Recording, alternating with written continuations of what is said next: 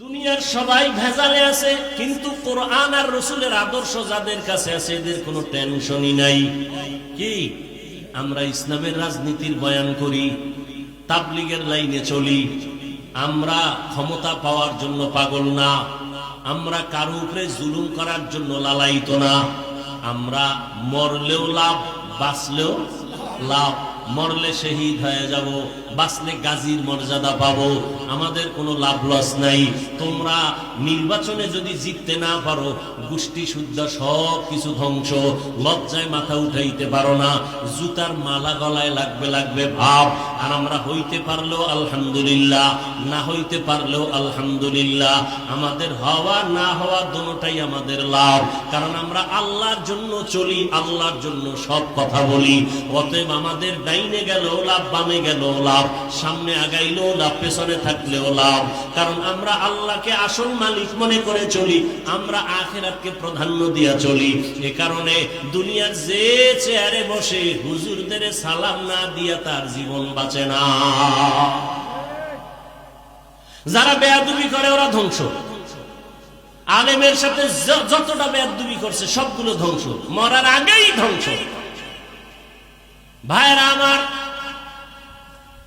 যারা বেয়াদবি করছে এখনো যারা করবে সব ধ্বংস, মরার আগেই ধ্বংস। মরবে না কিন্তু বিছনায় পঙ্গু হয়ে থাকবে, ওর জীবন শেষ। ভাইরা আমার, তাহলে তোমার মতো যুবক র্যাব, আর্মি, পুলিশ, বিডিআরের চাকরি করিয়া যদি নামাজ পড়ে তোমার পায়ে হাত রেখে জবাব চাই, বলো তুমি পারো না কেন? হুজুর বাদ দাও, তোমার মতো জেনারেল লাইনের যুবক রাস্তায় গাড়ি চালায়, ড্রাইভারি করে, চাঁদপুরে মোহনায় যাও, নদীর মধ্যে মাছ ধরে, নামাজ পড়ে নাই, জমিনে কৃষি কাজ করে, তুমি কেন পারো না? অবশ্যই তোমার উপর আমার আল্লাহ গুনার কারণে বেজার হয়ে আছে। ও আমার পর্দার আড়ালের মা বোনেরা, আপনার মতো কত মা এখন আছে এই অঞ্চলে, ঘুরেন খবর পাবেন। ওই যে এক জায়গায় খানা খাইলাম, সবাই বলল হুজুর এই ঘরের মহিলাকে এলাকার কেউ দেখে না, তার কণ্ঠের আওয়াজ কেউ শুনে না। এরে আম্মা জান, আপনার দাম কত আপনি নিজেও তো জানেন না। আপনি তো নবীদের মায়ের মতো মা, সাহাবায়ে কেরামদের মায়ের মতোই তো।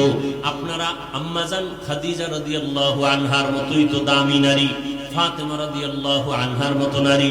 আপনারা তো আয়েশা সিদ্দিকা রাদিয়াল্লাহু আনহার মতো নারী। ফেরাউনের স্ত্রীর নাম কি? আসিয়ার মতো দামি নারী। এত বড় বেঈমান ফেরাউন, পৃথিবীর নাম করা বেঈমান, অথচ তার স্ত্রী আসিয়া কত দামি। রহমতের নবী বলেছেন হাসরের ময়দানে আমি মুহাম্মদের সাথে আসিয়ার সাথে জান্নাতে বিবাহ হবে। কেমন দামি নারী আসিয়া! এরে আম্মা জান, আপনাদের এত দাম, এত সম্মান। আপনাদের মতো কত নারী এই এলাকায় আছে এখনো পর্দা করে, নামাজ পড়ে, স্বামীর মাল হেফাজত করে, মোবাইলে সময় নষ্ট করে না। ও আম্মা জানেরা, আপনারা কেন পারবেন না? এখনো সময় আছে, তওবা করবেন। বৃদ্ধ বাবাজিরা, আপনার মতো কত বুড়ারা মসজিদে গিয়ে নামাজ পড়ে, আপনি কেন আদায় করতে পারেন না? আল্লাহর ভয় যদি অন্তরে জমা রাখেন, এখনো সময় আছে, তওবা করেন। আল্লাহ তওবার দরজা দিয়ে ডাকতেছেন। মনেরে বুঝাইয়া মনে মনে আল্লাহকে বলেন, হে মালিক, আমার মতো কত যুবক, আমার মতো কত বুড়া, আমার মতো কত নারী এখনো আছে পর্দা করে, নামাজ পড়ে, আমি কেন পারি না? আল্লাহর কাছে বলেন, হে দয়ার মালিক, জীবনে মনের চাহিদা মিটাইয়া গুনাহ তো কম করি নাই। মনে চাইছে পার্কে যাব, দৌড়ায় গেছি, কেউ বাধা দিছে, মানি নাই। মনে চাইছে দাড়ি কেটে ফেলবো, কেটে ফেলেছি, কেউ বাধা দিলেও মানি নাই। মনে চাইছে নামাজ পড়বো না, পড়ি নাই, কেউ জোর করে পড়াইতে চাইলেও গালি দিয়েছি। ও আল্লাহ, আজকে আর এই গুনার পথে থাকতে চাই না। এরকম অন্যায় করতে করতে মৃত্যুর দরজায় হাজির হয়ে গেছি। ও যুবক বাবারা, কয়দিন আর যৌবনের বাহাদুরি করবা? কয়দিন বুড়া হইয়া মরার গ্যারান্টি নাই। এমন একটা দিন নাই যে যুবকের লাশ দেখা যায় না। পানির নিচে, গাড়ির নিচে, ঘুমের বিছানায় যুবকের লাশ, মহামারী করোনায় যুবকের লাশ, ও আল্লাহর বান্দারা এখনো তওবা করে নাও। স্কুলে পড়ো, কলেজে পড়ো, চাকরি করো, ব্যবসা করো, আর নামাজ ছাড়বা না, দাড়ি কাটবা না, বেপরদায় চলবা না। মা বাবার দোয়া নিয়ে, শিক্ষকের দোয়া নিয়ে, উলামায়ে কেরামের পরামর্শ নিয়ে নবীজির আদর্শ মেনে চলবা। বৃদ্ধ বাবাজিরাও তওবা করেন, মা বোনেরাও তওবা করেন। আর নামাজ ছাড়বেন না, বেপরদায় চলবেন না, মোবাইলে সময় নষ্ট করবেন না, স্বামীর মাল খেয়ানত করবেন না, আল্লাহর মহব্বত নিয়ে চলবেন। সন্তানটাকে আদর্শ সন্তান বানাবেন। ডাক্তার হলেও যেন বেয়াদব না হয়, ইঞ্জিনিয়ার হলেও যেন বেয়াদবি না করে, ব্যবহারে যেন কেউ কষ্ট না পায়। আল্লাহর কাছে দোয়া করিয়া আদর্শ সন্তানের মা হইয়া যান। সন্তানের কারণে আপনার সম্মান, ইজ্জত বেড়ে যাবে। সন্তান ডাক্তার হলেও কোরআন পড়বে, মা বাবার জন্য দোয়া করবে। ও আল্লাহর বান্দারা, আল্লাহর কাছে তওবা করেন। মরিয়া গেলে যাবো আর নামাজ ছাড়বো না, দাড়ি কাটবো না, বেপরদায় চলবো না, জাহান্নামের আগুনের গরম সহ্য করা যাবে না। নবীজির সুন্নত অনুযায়ী চলবো, উলামায়ে কেরামের পরামর্শ দোয়া নিয়ে চলবো। তওবা করার মতো যদি কারো অন্তর তৈরি হয়, মুনাফিকি না থাকে, খাঁটি তওবার নিয়ত যাদের আছে, দুটো হাত আল্লাহকে দেখাইয়া দাও। আয় আল্লাহ, হাতগুলো কবুল করে নেন, তওবা কবুল করে নেন। তওবার উপরে মজবুত হইয়া চলার তৌফিক দান করেন, আমিন। আলহামদুলিল্লাহি রাব্বিল আলামিন, والصلاة والسلام على سيد الأنبياء والمرسلين وعلى آله وأصحابه أجمعين يا أرحم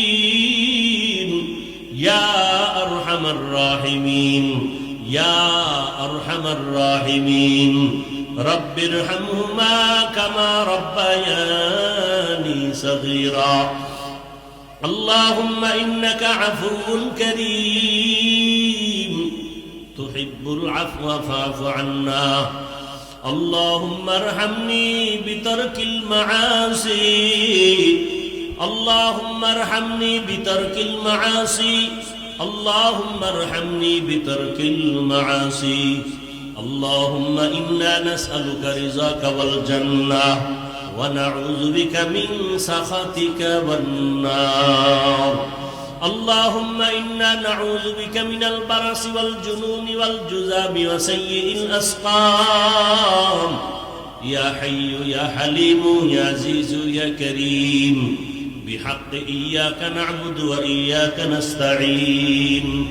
আয় আল্লাহ, আমরা গুনার বোঝা নিয়ে আপনার দরওয়াজায় হাজির।